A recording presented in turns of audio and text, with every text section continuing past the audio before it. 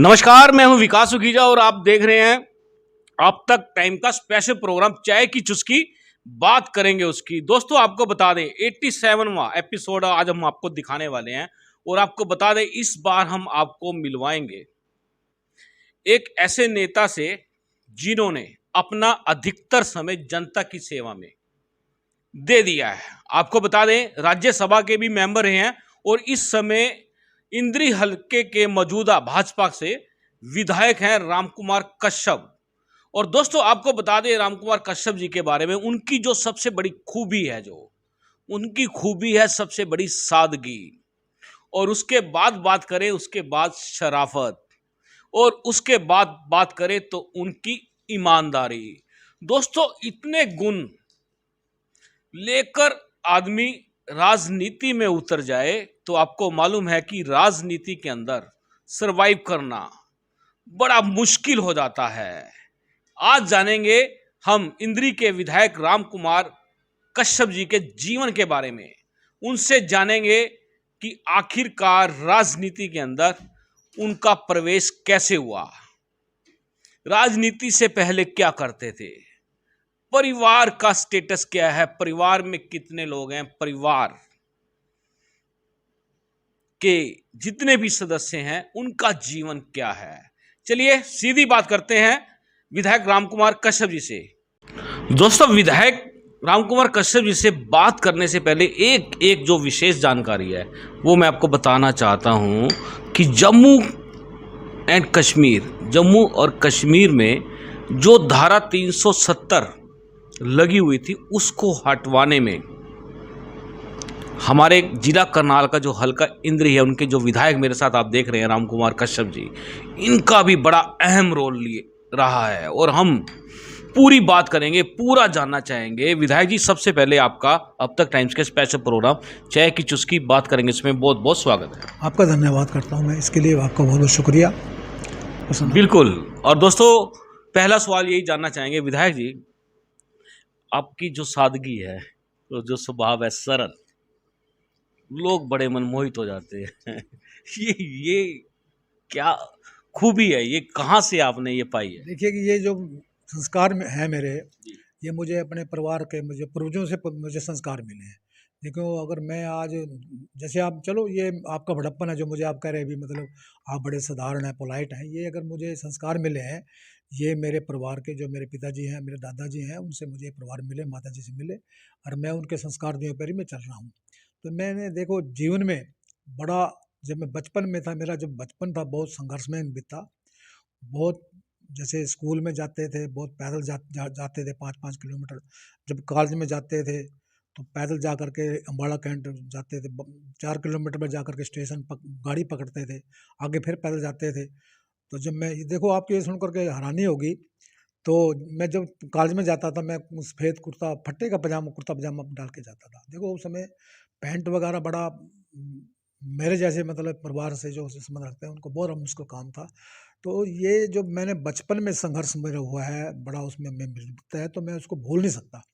बेशक चाहे मैं राज्यसभा एमपी रहा हूँ, मैंने सरकार में नौकरी भी करी है, एचपीएससी के मेंबर रहा हूँ, मैं आज विधानसभा में हूँ, तो मैं फिर भी, मैंने जो बचपन मेरे याद आता है ना, तो मैं उसको भूलता नहीं, इसलिए मैं उसमें रहते भी पता नहीं, उसको भूलता नहीं, मतलब भी जैसे हम थे भी वैसे ही रहना चाहिए भगवान, ठीक है ना, मेरा ये मतलब। बिल्कुल दोस्तों, आपको बता दें कितनी सरल और सादगी बात से झलक जाती है, क्योंकि बात हम कर रहे हैं इंद्री के विधायक रामकुमार कश्यप से। विधायक जी, आप बेसिकली कहाँ से बिलोंग करते हैं, परिवार कहाँ का है आपका, और क्या क्या आपने एजुकेशन? बेसिकली मैं अम्बाड़ा जिला से संबंध रखता हूँ। अम्बाड़ा जिला में उगाड़ा गांव है, उसका जी वो मेरा पैतृक गांव है। जी तो वो जिला अम्बाड़ा में पड़ता है। मेरा जो शिक्षा जो है प्राइमरी की मेरी मेरे गांव में हुई, मिडिल मेरे गांव में हुई। उसके बाद 10वीं की परीक्षा जो है, पढ़ाई मेरी अधोवा, उसको अधोवा गांव पड़ता है मेरे से 3-4 किलोमीटर, वहाँ पर मेरी मैट्रिक की पढ़ाई हुई है। इसके बाद मेरी कॉलेज की जो एजुकेशन है, मेरी जीवन कॉलेज अम्बाड़ा कैंट है, वहाँ से हुई है। तो बाकी मैं जब, फिर उसके बाद में जब एमए में मैं पढ़ रहा था, जी मैंने अर्थशास्त्र में, तो मैं पढ़ाई के दौरान मैं फिर पढ़ने के लिए कुरुक्षेत्र आ गया। जी तो देखिएगा, मैं आज कहूँ भी, उस समय मैं, मेरे लिए हॉस्टल में रहना बड़ा मुश्किल काम था। जी तो मैं कभी बाजीगर धर्मशाला में, कभी वाल्मीकि चौपाल में धर्मशाला में रह करके मैंने वहाँ अपना जीवन यापन किया। वहाँ पर मैंने पढ़ाई शुरू की। तो मैं उस समय से लेकर के मैं बाहर ही हूँ। तो उसके बाद एमए करा मैंने, फिर लॉ किया। लॉ करने के बाद मेरी नौकरी लगी, मैं स्टैटिस्टिकल डिपार्टमेंट में रहा। 26 साल मैंने नौकरी की। तो मैं मोस्टली मेरी सर्विस जो है, वैसे शुरू में तो मैं जींद में लगा था, उसके बाद अम्बाला, उसके बाद मैं कुरुक्षेत्र आ गया। तो उसके बाद मैं कुरुक्षेत्र में ही रहा। तो यहाँ रहते हुए मतलब मैंने एक बार कुरुक्षेत्र में जब सर्विस करता, मैंने एक बार पीरूराम कश्यप होते थे, तो वो चीफ पार्लियामेंट सेक्रेटरी थे, कैबिनेट रैंक उनका होता है चीफ सेक्रेटरी का। तो वो हमारे समाज के प्रदेश अध्यक्ष भी थे, कश्यप समाज के। तो वो एक बार मुझे पता लगा, कुरुक्षेत्र वो धर्मशाला में ही आ रहे थे, कश्यप धर्मशाला। तो मैंने पता लगा भी पीरूराम कश्यप जी हमारे समाज के प्रधान हैं और वो सरकार में एक अच्छे मंत्री के पद पे हैं। तो मैं उनको देखने के लिए, एक मेरे को पहली बार मैं धर्मशाला में गया, समाज में गया नौकरी रहते हुए। तो जब मैं वहाँ पर गया, जब मैं कुछ समय मतलब पीरूराम कश्यप जी आगे वहाँ पर मंत्री थे, वो समय प्रधान थे बरादरी के। जब आया गेट में, मैंने देखा उनका उस समय इतना मान सम्मान हुआ, लोग कर रहे थे। खैर मैं तो बहुत दूर खड़ा था उस समय, पहली बार गया था। तो जो हमारे प्रधान नेता लोग थे, उनका बहुत स्वागत कर रहे थे मंत्री का, जैसे होता है नेचुरल वे में होता है। एक मंत्री था, एक बरादरी का प्रधान भी था। तो बहुत उसका स्वागत हुआ, उसका माला डर रही थी। तो मैंने बड़ा गहराई से उनको मैं देख रहा था भी, देखिएगा इस इंसान का कितना बड़ा मान सम्मान आज हो रहा है, कितना बड़ा मान सम्मान। तो मेरे मन में उसी समय जिज्ञासा पैदा होगी भी, क्या ये जो मान सम्मान आज पीरूराम कश्यप को being a Pradhan, being a chief parliament secretary और बीइंग ए बरादरी का प्रदेश अध्यक्ष मिल रहा है, तो क्या ये दूसरों को मिल सकता है, क्या किसी और को मिल सकता है? तो मेरे मन में ये प्रश्न पैदा हुआ, जहाँ से मतलब मेरा जो है जिज्ञासा पैदा हुआ, जहाँ से मेरा ये राजनीति समझ लो या सामाजिक स्तर पे मेरा उत्थान हुआ। तो मेरे मन में फिर आया भी ये तो सभी को मिल सकता है, ये जो है मान सम्मान सभी को मिल सकता है, बशर्ते आदमी, हर एक इंसान जो है उस दिशा में अपने जो टैलेंट है उसको आगे बढ़ाए। तो फिर मैंने उस समय मेरे मन में एक बात आ गई भी, ये जो झंडी वाली गाड़ी है, उसमें झंडी वाली गाड़ी होती थी भी, ये झंडी वाली गाड़ी है, लाल बत्ती भी होती लाल बत्ती, हाँ झंडे वाली गाड़ी या लाल बत्ती वाली, लाल बत्ती भी। ये मन में एक जिज्ञासा पैदा हो भी, ये मतलब अगर मिल जाए भाई, प्रयास इसके लिए करेंगे भी लाल बत्ती वाली गाड़ी मिल जाए, ठीक है ना। तो फिर दूसरा मेरे मन में यही आइडिया भी, ये बरादरी का प्रधान है, प्रदेश अध्यक्ष है भी, ये समाज सेवा करने का भी मैंने एक आइडिया पैदा मेरे मन में आया भी, हम प्रयास करेंगे तो हम भी इसी मुकाम पे पहुंचे जिस मुकाम पे आजू भाई है, ठीक है। तो ये 2-3 आइडिया मेरे मन में आए। तो फिर मैंने इनको वो करने के लिए, इनको पूरा करने के लिए मैंने उस दिशा में काम शुरू कर दिया। मैं उस समय गवर्नमेंट जॉब में था, स्टैटिस्टिकल डिपार्टमेंट में था। और ये मेरे लिए गर्व की बात है, स्टैटिस्टिकल डिपार्टमेंट में जब था, तो ये जो इस डिपार्टमेंट में क्या है, प्लानिंग कमीशन है सेंटर में। अब तो खैर, अब तो उसका नाम चेंज कर दिया गया है, अब तो नीति आयोग रख दिया है।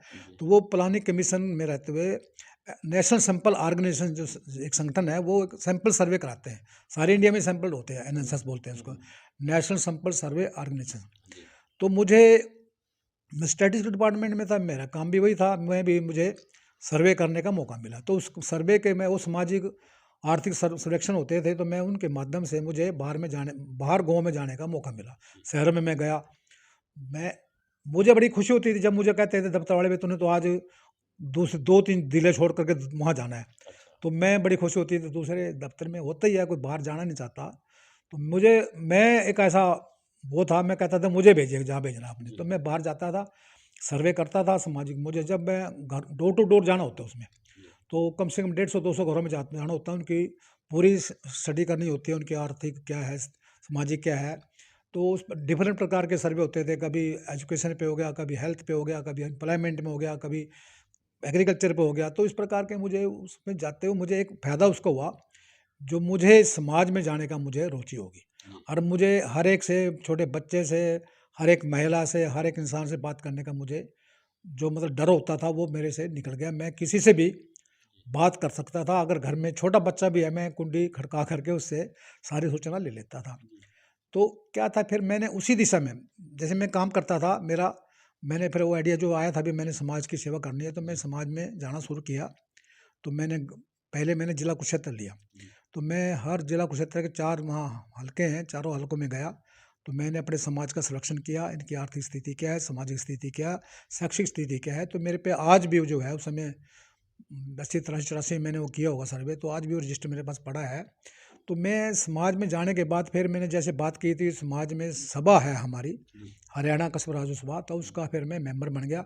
मेंबर बनने के बाद तो मुझे जिले का सचिव बना, फिर मैं जिले का प्रधान बना, 2 बार में 3-4 बार जिले का प्रधान बना। प्रधान बनने के बाद में फिर मुझे भी हरियाणा कस्बा राज्यसभा का प्रदेश अध्यक्ष बनने का मौका मिल गया। वो जो जिज्ञासा थी आपकी, वो मतलब मेरा वो जो पूरी होती थी वो मेरा जो टारगेट है वो मेरा पूरा हो गया उस समय। जब फिर मैं बना प्रधान, तो जब मैं प्रधान बना, मुझे याद है, मुझे इतना मान सम्मान मेरा हुआ, सारे हरियाणा से समाज के लोग थे, इतना मान सम्मान किया, तो इतनी माड़ा मेरे डली, तो मैं अभी फिर वही सीन मेरे याद आ जाते पीरू राम कश्यप वाला। मुझे याद आया अभी जो मान सम्मान पीरू राम ने मिला था उस समय, वो मैंने भी आज हासिल कर लिया। मतलब कहने का मतलब है वो भाई किसी को मिल सकता है, मिल सकता है। तो उसके बाद फिर वो जैसे लाल बत्ती वाली गाड़ी मैंने देखी थी, उसकी तरफ मेरा ध्यान गया। हालांकि बहुत मुश्किल काम है, परंतु इतना मुश्किल भी नहीं है। देखिएगा इसमें जो फिर मुझे दिसंबर दिसंबर 2004 में हमारे माननीय ओम प्रकाश राज जी मुख्यमंत्री थे, तो उन्होंने मुझे हरियाणा पब्लिक सर्विस का मेंबर बना दिया, और मैंने जो मेरी नौकरी थी उससे मैंने रिजाइन कर दिया। तो जब मुझे शपथ दिलाई राज्यपाल जी ने, माननीय राज्यपाल जी महोदय ने, तो जब मैं शपथ लेकर के बाहर आया, तो मुझे वो जो लाल बत्ती वाली गाड़ी मैंने देखी थी, वो लाल बत्ती वाली गाड़ी बाहर मेरी खड़ी थी, तो मुझे सरकारी गाड़ी मिल गई, लाल बत्ती वाली गाड़ी मिल गई, सरकारी ड्राइवर मिल गया, सरकारी पीए मिल गया, फिर उसके बाद सरकारी दफ्तर मिल गया नया, और फिर मुझे सरकारी कोठी मिल गई। तो मुझे अच्छा, फिर देखिएगा ये जो मुझे मिला है, हासिल किया, इसमें चलो मैं सबसे पहले एक कहूँगा, देखो नेताओं का तो इसमें रोल होता ही है। देखो नेताओं का, जैसे चौटाला जी ने मुझे बनाया, उनका बड़ा भारी इसमें योगदान है। तो समाज का बहुत बड़ा योगदान रहा, बाकी ऊपर वाले भगवान का भी इसमें आशीर्वाद रहा। तो ये सारी चीज़ें मैं फिर मुझे ये महसूस हुआ। अब मैं प्राय जब मैं जाता हूँ मीटिंगों में, तो क्या है, मैं ये कहता हूँ भी भगवान ने हर एक इंसान को इतना टैलेंट योग्यता दे करके यहाँ भेजा है। अगर उसको समझ में आ जाए, ये समझ में आ जाए, सिर्फ ये समझ में आनी है भी मेरे में भी टैलेंट है, योग्यता है, और उस टैलेंट योग्यता को इस्तेमाल करे, पूरा इस्तेमाल करे। तो मेरा ऐसा आपके चैनल के माध्यम से ऐसा कहना है, जो भी इंसान इस प्रकार की सोच रखेगा और योग्यता अनुसार काम करेगा, वो जो भी अपने समाज के लिए, अपने परिवार के लिए, देश के लिए, प्रदेश के लिए करना चाहता है, कर सकता है। उसमें सारी क्वालिटी, सारा उसमें टैलेंट है, ऐसा ही टैलेंट है। बिल्कुल दोस्तों, आपको बता दें कि सपने देखना कोई गुनाह नहीं है। सपने जब तक आप देखेंगे नहीं, जब तक जिज्ञासा पैदा करेंगे नहीं, जब तक लक्ष्य निर्धारित करेंगे नहीं, तब तक आप उसको अचीव नहीं कर सकते। और यही बात आपने बिल्कुल डायरेक्टली सुना है कि राम कुमार कश्यप जी ने किस तरह से बताया कि कैसे उन्होंने एक सपना देखा, अपनी आंखों से सपना कह रहा हूं मैं, एक सामने दृश्य देखा, और उसके बाद जिज्ञासा उत्पन्न की कि यदि एक आम व्यक्ति बहुत कुछ बन सकता है, तो मैं क्यों नहीं बन सकता। विधायक जी, आपका जब छात्र जीवन रहा, तो आप वैसे ही बड़ा पूरे हल्के में चर्चा है कि बड़े सादगी वाले, बड़े शरीफ विधायक जी हैं, तो वो शरारते वरारते भी कुछ कर करा लेते हो या कुछ कैसे?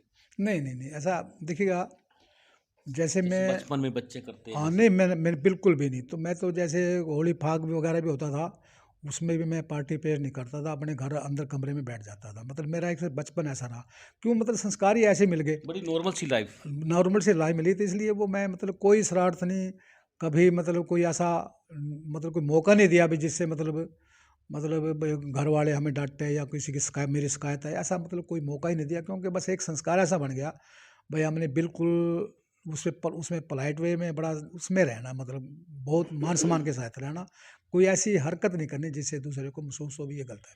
विधायक जी, बात करें आपके परिवार की, तो परिवार में कौन कौन लोग हैं, क्या कैसे परिवार सरवाइव करता है? देखिएगा, मैं अगर आज परिवार की बात करूं, आज मेरे माता पिता का देहांत हो चुका है, मेरे एक भाई का देहांत हो गया है। अब मेरे परिवार में जो बचे हैं, एक मेरा भाई है, बड़ा भाई है पवन कुमार, उसके बाद मेरी 2 बहनें बची हुई हैं, एक मेरी बहन की डेथ हो गई है, तो अब 2 मेरे भतीजे हैं। मेरे परिवार में मेरी पत्नी है, मेरा लड़का है, उसके लड़के की उसकी वाइफ है, 2 बच्चे हैं। तो मेरी 2 लड़कियां हैं, वो शादीशुदा हैं। तो परिवार का तो इस प्रकार का मेरा वो है, विवरण है। जी। विधायक जी, बात इतनी जल्दी से चल गई, आपने मुझे कुछ पूछने ही नहीं दिया, आपने खुद ही बता दिया। छात्र जीवन से राजनीति में प्रवेश करके चुपचाप फटाफट आपने वो क्या बोलते हैं कि बहुत बड़े लेवल पे स्वागत भी करवा लिया और उसके बाद वो लाल बत्ती भी ले ली आपने। राजनीति का प्रवेश आपका अचानक हो गया। तो राज्यसभा मेंबर कैसे बने फिर आप? देखिएगा, मैं अभी बता रहा था, हम भी कभी इतिहास में पढ़ते थे, बे राज्यसभा होता है, पार्लियामेंट राज्यसभा होता है, लोकसभा होता है, पार्लियामेंट होता है। तो कभी-कभी अखबार में पढ़ लेते थे, सुन लेते थे। जी। बाकी कभी-कभी आता था, भई वो आज वो नॉमिनेट हो गया, राज्यसभा में चला गया, वो लोकसभा में चला गया। तो एक बार मैं बचपन में बताऊँ, मैं जब मैं विद्यार्थी विद्यार्थी था, इलेक्शन जब आता था लोकसभा का, जैसे मैं 15-16 साल का हुआ, तो मुझे 1-2 बार इलेक्शन में जो है एजेंट बनने का मुझे मौका मिला। जी। लोकसभा के लोकसभा का जो उम्मीदवार हो, उसका मैंने एजेंट बनने का मुझे मौका मिला। पर मैंने कभी यही नहीं सोचा था भई जिसका तू एजेंट बन रहा है आज, एजेंट बनते तू हैं। भी कभी मतलब राज्यसभा का एमपी बन सकता है। तो देखिएगा, मैं जैसे राज्यसभा में उसमें हरियाणा लोक सेवा आयोग में था, जी, तो उसके बाद जो है मेरे को जी, जो जैसे राज्यसभा में 5 हमारे 5 5 जाते हैं राज्यसभा में। जी, तो 2-2 तो जब 2004 में जी, 2004 में एक मैं इनेलो पार्टी में उस समय काम कर रहा था। तो उसमें से 1-2 मतलब एमपी चुने जाने थे राज्यसभा के, एक जी, क्योंकि वो एमएलए चुनते हैं। जी, तो कांग्रेस के पास भी इतने एमएलए थे, भी वो भी एक एमपी को चुन सकते थे। इनेलो को भी, इनेलो पार्टी में भी उस समय इतने एमएलए थे, इनेलो पार्टी में वो भी एक एमपी को चुन सकते थे। जी, तो जब कांग्रेस की बात आई, तो उन्होंने शैलजा जी को वहाँ भेजने का काम किया। जी, जब इनेलो की तरफ से बात आई, तो देखिएगा, आज हरियाणा की जो आबादी है, 2.5 करोड़ से के आसपास आबादी जी, हरियाणा की, ठीक है जी, ना? तो जब देखिएगा, मुझे जब इनेलो पार्टी ने मुझे एकमात्र मुझे चुनने का फैसला लिया, तो माननीय ओम प्रकाश चावला ने, तो हालांकि वो उस समय जेल में थे। तो ये एक मेरे लिए बड़े गर्व की बात है। तो वो उन्होंने मेरे अकेले का नाम उन्होंने मुझे चुना, भी राम कुमार कश्यप को जो है राज्यसभा भेजना काम करे। तो देखिएगा, क्योंकि 2 एमपी चुने जाने थे, एमएलए से बनते हैं, इसलिए दोनों को पास बराबर बराबर सही एमएलए थे, इसलिए तीसरे का किसी का नॉमिनेशन नहीं आया। तो हम दोनों जो है यूनानिमसली जो है उसमें राज्यसभा के लिए चुने गए।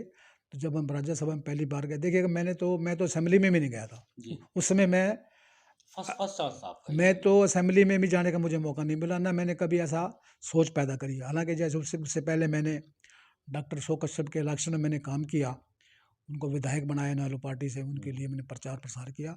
तो वो जब एमएलए बन गए, तो मैंने कभी उनसे भी नहीं कहा भी मुझे कभी आप विधानसभा दिखा दो, क्योंकि मेरी सोच कुछ ऐसा था भी जब पता नहीं भी जब सोच ऐसी थी, भई अगर जाएँगे तो खुद अपना आप बड़ी में जाएँगे, मतलब अच्छा। ठीक है ना?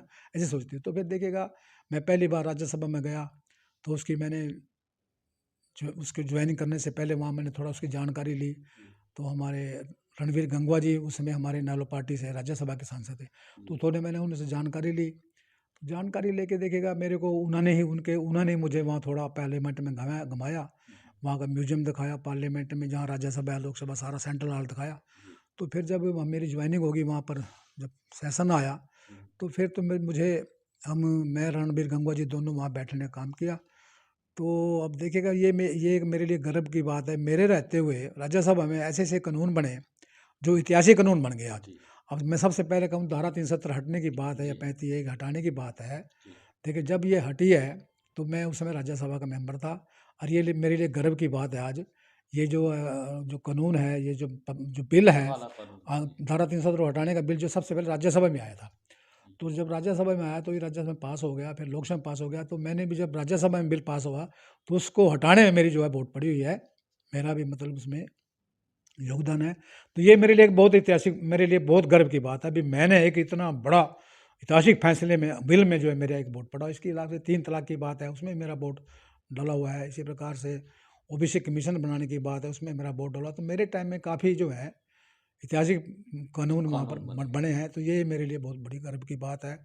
तो लास्ट में मैं बताना चाहूँगा, मैं अकेला, फिर रणवीर जी इनालो यहाँ से एमएलए बन गए, तो मैं अकेला रह गया वहाँ पर। तो मुझे भी पूरा वहाँ पर मौका मिलता था, मैं अपनी पार्टी का लीडर था, क्योंकि पार्लियामेंट में एक सिस्टम है, जब भी कोई यूनानी कोई मतलब सभी ऑल पार्टी कोई मीटिंग होती है, तो उसमें चाहे सिंगल पार्टी का सिंगल आदमी भी है, सिंगल एमपी भी है, उसको ही बुलाते हैं मतलब। या कोई बिल आता है, बहस होती है, तो उसमें भी सिंगल पार्टी के, चाहे वो सिंगल है एमपी है, उसको भी बोलने का पूरा मौका दिया जाता है। मुझे वहाँ पर पूरा बोलने का मौका मिला। जब भी कोई ऑल पार्टी लीडर की मीटिंग, ऑल पार्टी मीटिंग होती थी, मोस्टली मीटिंग जो है कई बार प्रधानमंत्री भी लेते थे उसको, ठीक है, या हमारे स्पीकर जो हमारे चेयरमैन हैं राज्यसभा को लेते थे। तो एक मेरा सौभाग्य रहा, तो मैं जब प्रधानमंत्री आते थे उनके भी मतलब साथ बैठने का, मीटिंग करने का मुझे बड़ा सौभाग्य बना। ये मेरे लिए गर्व की बात है, एक सिंपल परिवार से पैदा होकर के राज्यसभा में जाना, और वहाँ पर जो है प्रधानमंत्री के साथ बैठ कर के मीटिंगें करना, उपराष्ट्रपति के साथ बैठ कर मीटिंग करना, बहुत बड़ी गर्व की बात थी।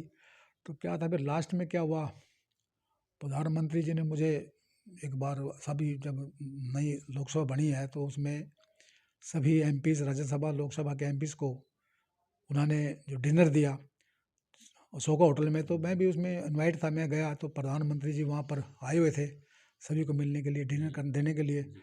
तो फिर जब मैंने फिर प्रधानमंत्री को वहाँ नमस्ते किया, तो प्रधानमंत्री जी मुझे फिर हंसते हुए कहा, भैया आप हमारी पार्टी में आ जाओ।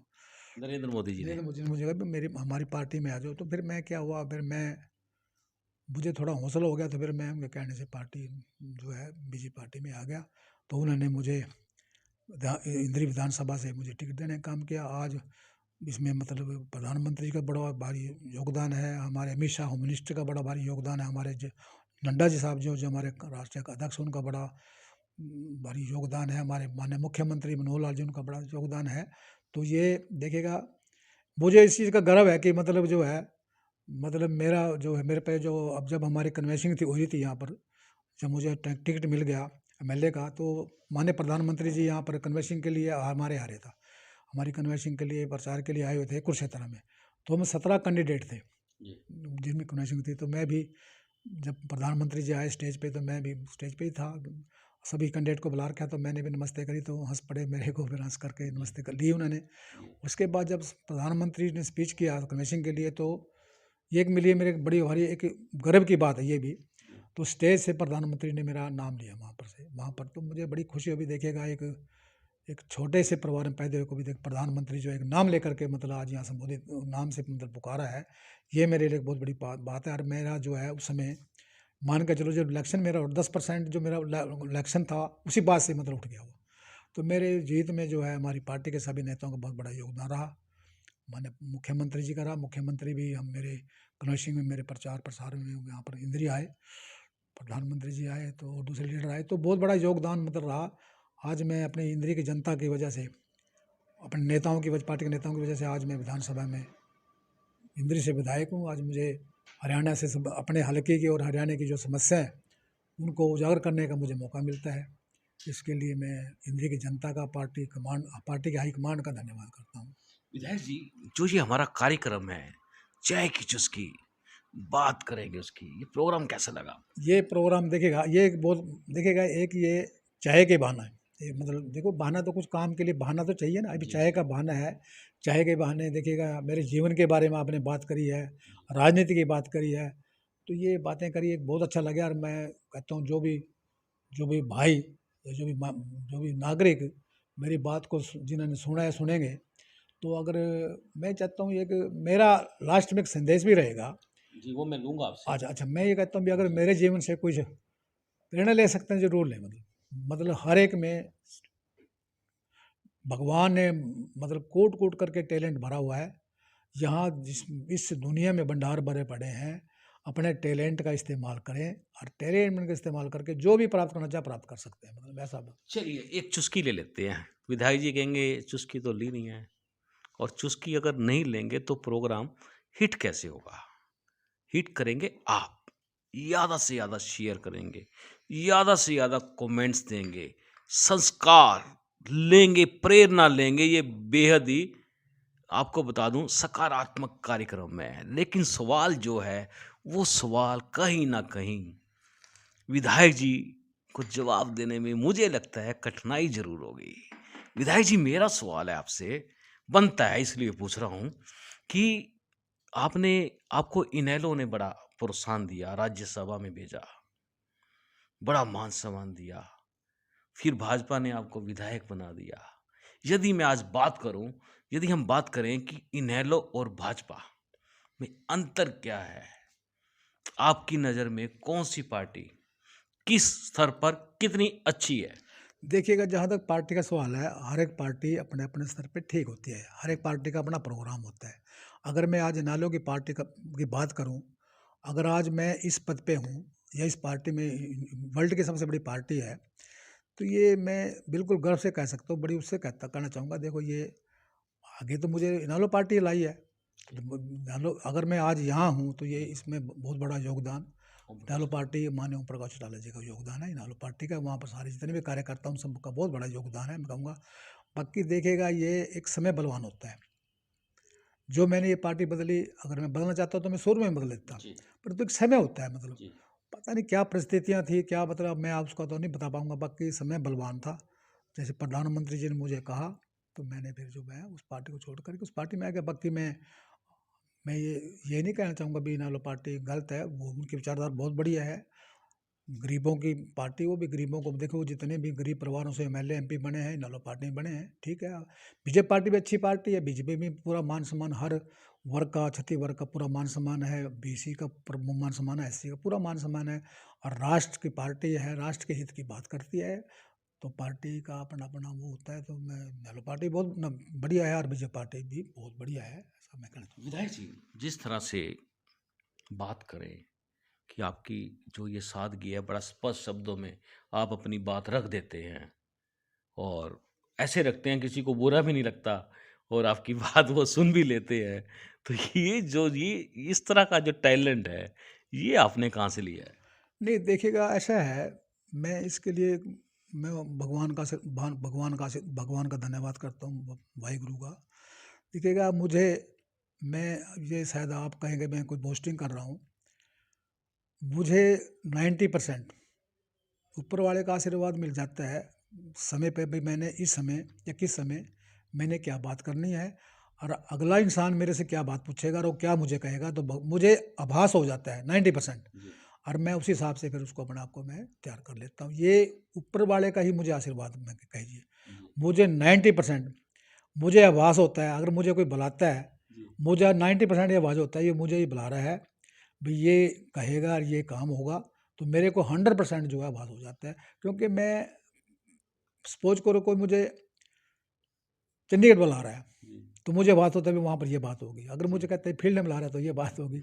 जैसे मेरे कार्यकर्ता आते हैं, मुझे पता है, मुझे 90% में भाग जाता हूँ ये मुझसे ये बात कहने वाले हैं। तो ये टैलेंट मैं कहूँगा, ये जो मतलब, चलो जो मुझे ये गुण दिए हैं, ये ऊपर वाले की देन है। मैं इसमें, मेरा कोई इसमें रोल नहीं है, ये ऊपर वाले का ही रोल मैं कहूँगा, ठीक है ना। विधायक जी, आपको मालूम था कि मैं आपको इनवाइट करूंगा प्रोग्राम के लिए और बड़े अच्छे अच्छे सवाल पूछूंगा? नहीं, मुझे आभास तो था भाई आप इनवाइट करेंगे, और मुझे ही पता था आप ये क्वेश्चन करेंगे मुझे, ठीक है। बाकी ठीक है, देखिएगा, मैं ही चाहता हूँ कोई हम जो बात करें फिर ग्रह के नहीं करें, स्पष्ट बात करें, ठीक है ना। देखो, ये हमें वो उसका निर्णय तो पब्लिक ने लेना है, पर हमने जो बात है, मतलब जो एक नेचुरल की बात है, जो स्पष्ट बात है, वो स्पष्ट बात करनी है, और मैंने आपके सामने स्पष्ट सारी बात करी है। बिल्कुल दोस्तों, सत्य बात करी है। विधायक जी, स्टार जो होते हैं, स्टार जीवन में, आदमी के जीवन के अंदर स्टारों का क्या महत्व लगता है? मुझे लगता है आपके स्टार बड़े स्ट्रोंग हैं। देखिएगा, मैं ये जहाँ तक स्टार की बात करता हूँ, मैंने आपसे ये अभी बीच में भी मैंने कहा था भी, इंसान जो है, जो उसमें हर एक में बहुत भरपूर टैलेंट भरा योग्यता है, और उस योग्यता के अनुसार वो काम करेगा ना, तो स्टार तो उसके अपना बनेंगे। जो काम करेगा योग्यता के अनुसार, तो स्टार उसके खुद बनेंगे। और मैं कहता हूँ, इस दुनिया में जो आदमी अपने टैलेंट का इस्तेमाल करता है, जो उसकी सोच होती है, सोच के अनुसार भगवान उसका काम कर भी देता है। बिल्कुल दोस्तों, आपकी नीयत पे डिपेंड करता है कि आपकी नीयत क्या है। विधायक जी, आपका क्षेत्र बहुत बढ़िया है, इंद्री विधानसभा क्षेत्र है और मैं एक बात ज़रूर रखना चाहता हूँ कि आपके क्षेत्र के कमालपुर उड़ान के अंदर एक 4 साल के बच्चे जस का मर्डर हो जाता है, तो कितनी पीड़ा हुई आपको विधायक जी? देखिएगा, ये एक बहुत दुखद घटना है, इसकी मैं भरपूर निंदा करता हूँ। देखिएगा, 4 साल का बच्चा, दूध पीता बच्चा, अभी तो उसके दूध के भी दाँत नहीं टूटे थे, उसको मतलब मार देना, उसका कत्ल कर देना, तो एक बहुत निंदनीय घटना है। मतलब इसकी जितनी भी निंदा करें घटना की, उससे उतनी इसकी निंदा होनी चाहिए। समाज में इस प्रकार की घटनाओं का कोई मतलब वो नहीं होना चाहिए। ये समाज के लिए एक मतलब हमारे समाज के लिए दुखद घटना है। तो मैंने भी मैं जब ये मुझे पता लगा, तो मैंने जब वीडियो देखी, जैसे बाबे की पहले वीडियो आई थी, बाबा भी बच्चे को उठा कर ले, मैं खुद बड़ा चिंतित हुआ। मैंने अपने एसएचओ को फ़ोन किया, अब ये क्या मामला है, तो वो एसएचओ उस समय बाबे को पकड़ने में कामयाब हो गए थे। फिर आगे उसके बाद अगले दिन पता लगा ये बच्चा तो जो है, फिर बच्चा तो हुआ जो जस है, वो घर पे ही उसकी डेड बॉडी मिली। तो मैं उसी टाइम जब उसका पोस्टमार्टम के बाद घर आया बच्चा, तो उसके दाह संस्कार में ही पहुंचा मैं वहाँ पर। पड़ोस की छत पे मिली हाँ, थी। पड़ोस में, तो मैं दाह संस्कार में मैं गया हूँ। तो मुझे बड़ा दुख हुआ। मेरे हल्के का मामला, वैसे चाहे मेरे हल्के का भी नहीं होता, फिर भी मतलब मासूम बच्चे की हत्या करने की निंदनीय है। मैं उसमें गया, दाह संस्कार पे गया, उसके बाद में गया, परिवार वालों से उनके दुख में शरीक हुआ, उनको हौसला दिलाया। तो ये देखिएगा, बहुत बड़ी घटना है। मैंने इसकी जानकारी माननीय मुख्यमंत्री को भी दी, एक बार नहीं 2 बार मैंने जानकारी दी, और मुख्यमंत्री बराबर मेरे से इसके बारे में जानकारी लेते रहे। एसपी को भी मैंने कई बार बीच में फ़ोन किया, एसपी भी आप क्या कर रहे हैं, क्या इंक्वायरी चल रही है, तो वो सारा अप टू डेट मुझे बताते रहे। तो अंत में जाके फिर वो, जैसे अभी सीबीआई की मांग कर रहे हैं जैसे। अभी मैंने जब परिवार वाले मिले, वो अभी जो मतलब इंक्वायरी पुलिस की आई है, जिसमें तीनों को दोषी मान करके वो इंक्वायरी को ख़त्म कर दिया गया है। तो देखिएगा, अब इंक्वायरी तो जैसे पुलिस ने इंक्वायरी करी है, अब वो परिवार वाले उससे संतुष्ट नहीं है, तो मुझे मिले वो। तो मैंने कहा अभी अगर संतुष्ट नहीं है, तो वो मेरे को कहते रहिए, हमने तो सीबीआई की इंक्वायरी करानी है। तो फिर मैंने उनको कहा, भाई अगर वो, तो देखो हम तो माननीय मुख्यमंत्री के संज्ञान में ला सकते हैं, भी आप संतुष्ट नहीं है, जैसे माननीय मुख्यमंत्री, जैसे आप बात रखेंगे, मुख्यमंत्री जैसे कहेंगे, तो वो आगे उसमें करने में सक्षम होंगे। तो इस प्रकार का ही मामला रहा है। बिल्कुल दोस्तों, बात कर लेते हैं विकास की। मेरी नहीं यार, विकास की, हल्के के विकास की बात कर लेते हैं। विधायक जी, आपकी सरकार है, आपको मेरे सवालों पे हंसी आ जाती है, नहीं, नहीं, ये क्या लगता है? हँसी तो ठीक है, हँसी आ जाए तो मैं बहुत आपको हंसा भी तो सकता मैं हूँ, कहता हूँ हँसी आ जाए तो बहुत बड़ी अच्छी बात है, मैं हँसा भी तो आपके बेटे की बोल नहीं, रहा नहीं, हूँ। हँसना चाहिए। तो विकास की देखिएगा, जो एक विधायक का काम होता है, जी, देखिए मैं नित मतलब जो अपने हल्के के जो सुख दुख हैं, इसमें शरीक होता रहता हूँ। आप मेरी वीडियो भी देखते रहते हैं। मैं जैसे मुझे पता लगता है, कहीं भी चाहे सुख है दुख है, मैं उसमें ज़रूर पहुंचने का प्रयास करता हूं। सिर्फ मैं 1 या 2 दिन के लिए चंडीगढ़ मेरी मीटिंग होती है, जो मेरी कमेटी की मीटिंग होती है, उसमें जाना होता है। वो तो एक सावधानी का हमारी जो वो है, नेसेसिटी है। बाकी मैं प्राय जो अपने हल्के में होता हूँ, तो विकास के लिए कोई जैसे कोई भी काम समस्या होती है, सोमवार को तो मैं निश्चित तौर से वहीं रेस्ट हाउस में बैठ कर के सभी समस्याएं सुनता हूँ। तो जो समस्या होती हैं, जो मतलब फ़ोन के माध्यम से आजकल, क्योंकि फ़ोन मोबाइल एक ऐसा है, बहुत जल्दी ही जो है इसमें समस्या का, अधिकारी को कहकर समस्या का समाधान हो सकता है। तो मैं इसमें मोबाइल को भी इस्तेमाल करता हूँ। अगर कोई समस्या ऐसी है जो मोबाइल करने से ही अधिकारी को वो उसका हल निकल सकता है, तो उसका प्रयास करता हूँ। उसके बाद कुछ समस्या ऐसी हैं जो मैं खुद जा कर के भी, जी, जैसे मुझे खुद भी जाना पड़े कहीं, चाहे वो एसपी है या डीसी है, जी, जी। तो मैं जा कर के भी उस समस्या का हल कराने का प्रयत्न करता हूँ। इसके अलावा हर मंगलवार को जो है, मैं मुख्यमंत्री मनोहर लाल जी को धन्यवाद करूँगा इस चीज़ के, क्योंकि उन्हें विधायकों की समस्या सुनने के लिए मंगलवार निश्चित किया। जो कोई ऐसी समस्या है जो हम नहीं कर सकते, जो माननीय मुख्यमंत्री के प्रभु में आते हैं, तो मुख्यमंत्री के संज्ञान में ला करके उन समस्याओं को हम जो है उजागर करते हैं, उनको दूर करने का काम करते हैं। उसके अलावा जो कई समस्या ऐसी हैं या कोई बड़ी समस्या है, तो वो जैसे हमारे को सेशन हमारा होता है या बजट सेशन है, उसमें हमारे को हर एक विधायक को अपने हल्के की समस्या रखने का पूरा अधिकार होता है, मांग रखने का अधिकार होता है। कुछ समस्या जो हमें जो है वहाँ पर सेशन में भी उसमें मुझे सेशन में भी रखने का प्रयास करते हैं। जैसे हमारा एक धनौरा स्केप की समस्या है, जी हाँ। ये एक बहुत बड़ी समस्या है। जी, जी। धनौरा स्केप क्या है, एक धनौरे से ऊपर जो है एक नाला जो है, ऊपर से जमुनानगर साइड से आता है, रदौर से होकर के, जी, जी। उसमें क्या है, रदौर शहर का पानी गंदा पानी और कुछ फैक्ट्रियों का केमिकल जहरीला केमिकल जहरीला पानी, गंदा पानी, केमिकल वाला भी कह लो उसमें। तो वो घर कुछ रेजिडेंशियल होता है, कुछ फैक्ट्रियों का होता है, तो वो उसमें आकर के आता है और वो धनौरा के पास जो स्केप उससे निकल करके जो मेरे हलके के साथ 10-12-15 गांव लगते हैं जैसे डबकोली कला है, डबकोली खुर्द है, तो यहाँ से वो निकलता है। तो वो क्या है, जो गंदा पानी है उसका स्मेल ही बहुत गंदी है। अगर वहाँ कोई जाए तो उससे मतलब बीमार हुए बिना रह नहीं सकता। उससे जो है उनके स्वास्थ्य को बहुत प्रभावित कर रहा है। 10-12 गाँव से जहाँ निकलता है, स्वास्थ्य से वो उनको बीमारी अलग अलग प्रकार की, एक एलर्जी है, कुछ स्किन की एलर्जी है, वो हो रही है, हो जाती है। दूसरा जो है खेतों में भी, क्योंकि वो गंदा पानी कई बार मिल करके खेतों में भी चला जाता है, तो वो खेती को भी मतलब प्रभावित कर रहा है। उनकी फसलों में जो है वो रुकावट उसमें प्रभावित कर रहा है। तो उसको बड़ा भारी चिंता का विषय मैंने फिर ये विधानसभा में उठाया था।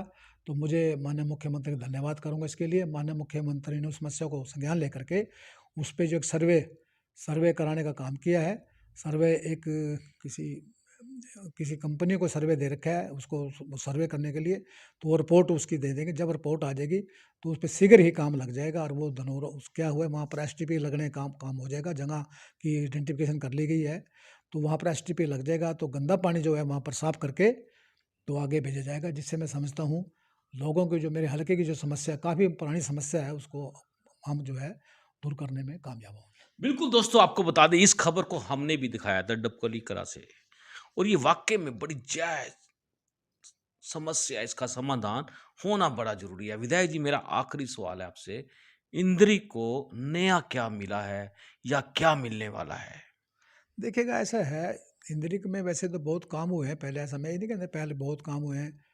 तो बाकी नहीं तो मैं कह रहा, देखिएगा एक इंद्री को जो है एक हमारा 50 बेड का एक हॉस्पिटल बन गया इंद्री में, एक बहुत बड़ी उपलब्धि मैं कहना चाहूँगा। ये एक बहुत बड़ी उपलब्धि है। उसके बाद जो इंद्री का जो नगर पालिका का ऑफिस है, मैं कहता हूँ जितने भी नगर पालिका के ऑफिस बने होंगे उनसे बहुत अच्छा, मतलब एक मॉडल के रूप में आदर्श दफ्तर वो बनाया गया है, एक बहुत अच्छा ये बनाया गया है। तो मैं मेरी एक इच्छा है भी इस प्रकार के दफ्तर जो है, जो ये MC इंद्री का बना है नगर पालिका का, इस प्रकार के दूसरे उससे वहाँ से सीख लेकर के तो दूसरे नगर पालिकों में इस प्रकार के अगर कार्यालय बने तो बहुत बढ़िया सुंदर काम होगा।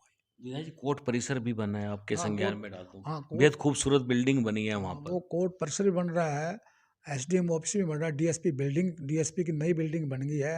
हमारा जो कुंजपरे का जो हमारा BDO ऑफिस है वो बनकर तैयार हो गए, वहाँ पर कार्यालय वो चला नया तो कार्यालय ने काम कर दिया है नए कार्यालय में। इस प्रकार से और जो है कई बिल्डिंग ITI हमारी चौरा में ITI की बिल्डिंग बन रही है, लगभग तैयार हो गई है और उसमें इसी से क्लासें भी शुरू हो जाएंगी। हमारी रंबे में एक हमारी CHC PSC की बिल्डिंग जो तैयार होने लगी, बहुत अच्छी PSC की बिल्डिंग तैयार होने लग रही है। इसी प्रकार काम तो काफ़ी हो रहे हैं, काफ़ी हमारी एक अब कोई राष्ट्रीय स्तर पर स्विमिंग पूल का भी हाँ मंजूरी राष्ट्रीय है। स्तर पे जो है वो प्रोजेक्ट का काम चला हुआ है। जो कॉलेज में जो है स्टेडियम बनना है वो भी एक अच्छा स्टेडियम स्विमिंग पूल होगा, जिसमें जो है जो हमारे तैराक हैं वो वहाँ पर ट्रेनिंग लेकर के अच्छे तैराक बनने का उनमें अच्छा वो में काम होगा। तो वो एक मैं कहूँगा नेशनल लेवल का अच्छा एक स्विमिंग पूल बनने जा रहा है। तो काम उसका प्रोग्रेस है और आगे ये बहुत जल्दी ही पूरा हो जाएगा। विधायक जी, जिस तरह से आप एक सफल नेता बने हैं, कोई आप ऐसी कोई ट्रेनिंग देंगे लोगों को, सफल नेता बनने के गुण बताएंगे उनको? देखिए कि मैं अपने आप को ये कहूँ कि मैं सफल नेता, मैं ऐसा नहीं कहूँगा। ये तो एक जनता ने मुझे देखना है कि मैं सफल हूँ या कैसा हूँ। बाकी जो मैं एक बात हमेशा कहता हूँ जहाँ मीटिंग जाता हूँ, मैं कहता हूँ जो मैं अभी बीच में 2 बार मैं उसको रिपीट कर चुका हूँ भाई, इंसान में, हर एक इंसान में, सभी में पूरा टैलेंट, पूरी योग्यता भरी हुई है। भगवान ने पैदा करा तो दे उनको पूरी योग्यता दे करके यहाँ भेजा है। बस प्रश्न ये है, प्रॉब्लम ये है भाई, हमें अगर सभी को अगर ये समझ में आ जाए कि मेरे में भी टैलेंट है, योग्यता है, तो और उस टैलेंट के अनुसार काम करे, उस योग्यता को इस्तेमाल भी करे, किसी फील्ड में करे, चाहे वो राजनीति में करे तो उसमें वहाँ कामयाब होगा, खेती में करे तो वहाँ कामयाब होगा, अगर वो इंडस्ट्री में करे तो वहाँ कामयाब होगा, सामाजिक तौर पे करे तो वहाँ कामयाब हो सकता है, और जो है अपने देश प्रदेश के लिए कुछ भी वो कर सकता है। ऐसी टैलेंट सब में है। विधायक जी, जाने से पहले आपने कहा था एक मैं जनता को मैसेज देना चाहता हूँ। क्या मैसेज है वो? क्यों वो छुपा क्यों रखा है आपने? नहीं जल्दी से मैं ये बताओ। हाँ मैं मैसेज देखिएगा, मैं ये कहना चाहूँगा, देखिएगा सरकार जो हमारी माननीय मुख्यमंत्री मनोहर लाल जी के नेतृत्व में और जो केंद्र में हमारी सरकार है माननीय मोदी जी के नेतृत्व में चल रही है, देखिएगा बहुत सी स्कीमें, बहुत से काम जो हैं लोगों के उत्थान के लिए कर रहे हैं, देश के उत्थान के लिए कर रहे हैं, प्रदेश के उत्थान के लिए कर रहे हैं। मैं कहता हूँ जितनी भी योजनाएं हैं सरकार की उसका फ़ायदा उठाए। और देखो कई चैलेंज भी हैं, कोई कई चैलेंज भी हैं सरकार के आगे। जैसे कि आज हमारे देश में प्रदेश में जो है हमारा पर्यावरण दूषित हो गया है, ठीक है ना। आज हमारा पर्यावरण दूषित हो गया, देखिएगा सरकार पर्यावरण को सुरक्षित करने के लिए, रक्षित करने के लिए बहुत काम कर रही है। पेड़ पौधे लगाने का काम कर रही है, अनेक काम कर सफाई का स्वच्छता अभियान चला रखा है। तो मैं कहता हूँ, मैं ये चाहूँगा, देखोगा अगर हम पर्यावरण को शुद्ध रखना चाहते हैं, अच्छी ऑक्सीजन लेना चाहते हैं, स्वस्थ रहना चाहते हैं, आने वाली पीढ़ियों को स्वस्थ रखना चाहते हैं, तो सरकार की जितनी भी योजना ये मतलब जो है पर्यावरण से संबंधित हैं, उसमें सहयोग करें। देखो कोई भी प्रोग्राम है, कोई भी कार्यक्रम है, जब तक जनता का सहयोग उसमें ना मिले तो कामयाब नहीं होता। इसलिए मेरा जनता से अनुरोध है, पर्यावरण जो हमारा दूषित हो गया है, जो हमारे स्वास्थ्य को प्रभावित कर रहा है, छोटी-छोटी उम्र में जो है मतलब हमारे को डायबिटीज़ की जो है, कैंसर की है, बीपी की है या अन्य हार्ट प्रॉब्लम की जो प्रॉब्लम हो रही हैं, तो इसमें मैं कहना चाहूँगा ये कहीं न कहीं हमारा जो पर्यावरण दूषित हो गया या फिर हमारा खान-पीन दूषित हो गया उसका बहुत बड़ा योगदान है। तो मैं लास्ट में एक मैं और कहना चाहूँगा, देखो कि मैं डॉक्टर खदरवली की जो है वीडियो 2-3 महीने देख रहा हूँ। उसका डॉक्टर खदरवली जी जो हैं, क्या है उन्होंने 25 साल जो है मिलेट पे रिसर्च किया है। हालाँकि उन्होंने पीएचडी कर रखी है, वो बाहर अमेरिका से मतलब लौटे हैं, तो वो चाहते तो वहाँ बहुत बड़ा बिज़नेस भी सेटअप कर, परंतु उन्होंने स्वास्थ्य के ऊपर एक कार्यक्रम चलाया है। 25 साल से उन्होंने रिसर्च किया है, उन्होंने मिलेट के ऊपर रिसर्च किया है। उन्होंने मिलेट को 3 कैटेगरी में डाला है। पहली कैटेगरी है नेगेटिव मिलेट, उसमें गेहूँ चावल। वो मिलेट नेगेटिव मिलेट वो होते हैं जो अगर हम स्वस्थ हैं तो हमारे को बीमार करेंगे, बीमार हैं तो बीमार को तो बीमार करेंगे। उसके बाद है न्यूट्रल मिलेट, उसमें उसने रागी जो है, चना है, जौ है, बाजरा है वो रखे हैं। ये मिलेट इस प्रकार के हैं, न्यूट्रल मिलेट इनका नाम दिया गया है। अगर हम स्वस्थ हैं तो हमारे को स्वस्थ रखेंगे नहीं खाने से, अगर हम बीमार हैं तो ये हमारे को बीमारी से रोक नहीं सकते। ये इस प्रकार की न्यूट्रल है।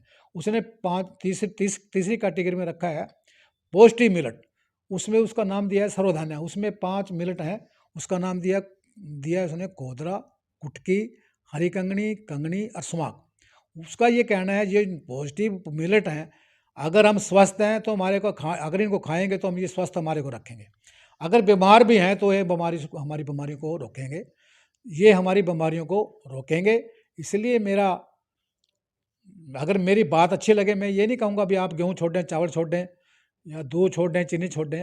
अगर आपको लगता है उसकी डॉक्टर खदरवली की लाइफ़स्टाइल में अगर वीडियो देखें उसकी, अगर आपको लगता है वो ठीक है उनकी वीडियो, तो मेरा जो है जो भाई अस्वस्थ हैं कहीं न कहीं मतलब पीड़ित हैं किसी न किसी रोग से, तो अगर वो मिलेट पे जाएँगे जो उसने बताया, जो पौष्टिक मिलेट है, सर्वधान्य मिलेट उसका नाम दिया है, अगर वो सेवन उसका करेंगे, तो मैं बिल्कुल 100% आपके इस चैनल के माध्यम से कह सकता हूँ, वो अगर उनको कोई बड़े से बड़ी बीमारी हो तो वो ठीक हो सकता है। इसलिए मेरा 2 बातों के लिए अनुरोध रहेगा जनता से, एक तो पर्यावरण को सुरक्षित रखने में तो सरकार का उसका सहयोग करें, और दूसरा हम जो हमारे देश में बीमारियां बढ़ती जा रही हैं इसको रोकना है, आने वाली पीढ़ी को हमने सुरक्षित रखना है, उनका स्वास्थ्य को ठीक रखना है। अगर ऐसा करना है तो जो डॉक्टर खदरवली ने जो बताया हमारे को, जो पौष्टिक मिलेट है, नाज है, मोटे नाज हैं ये, क्योंकि इन्हें फाइबर बहुत होता है, इनमें फाइबर जो 8% से लेकर 12% तक फाइबर होता है, ये हमारे लिए हर प्रकार से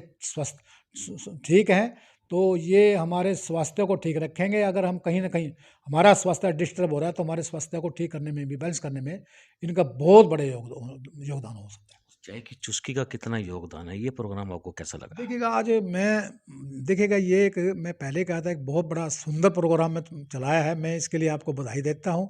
और जैसे मेरे से आपने इसमें इंटरव्यू में कुछ बातें पूछी हैं, अगर कोई बात मेरी, हालाँकि मेरी कोई सेल्फ मेड बातें नहीं कोई हैं, कुछ बातें मेरी नेचुरल हैं जो मैंने प्रैक्टिकली मेरे में बीती हैं। कुछ जो मैं डॉक्टर खादरवली की बात करी है, मैंने वीडियो देखा, 2-3 महीने देख रहा, मुझे अच्छी लगी है। स्वास्थ्य के बारे में है, बीमारियों को दूर करने के बारे में, अगर मेरी कोई अच्छी बात लगे, अगर उस पे कोई अमल करे, अगर वो किसी को बीमारी है किसी भाई को, अगर वो ठीक हो जाता है, मैं कहता हूँ इससे बड़ी कोई बात हो नहीं सकती। चलिए, विधायक जी आपने हमसे बात की, बहुत-बहुत धन्यवाद। आपका भी बहुत-बहुत शुक्रिया, धन्यवाद।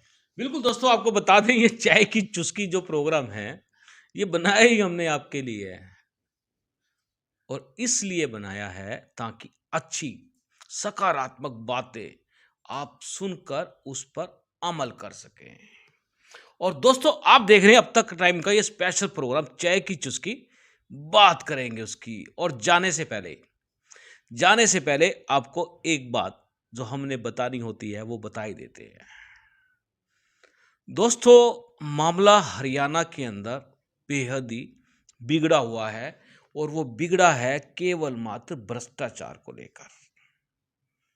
और भ्रष्टाचार तेजी से अपनी जड़ें फैला रहा है और कहीं ना कहीं इसको जो रोकने वाले हैं वो भी इसकी चपेट में आ रहे हैं।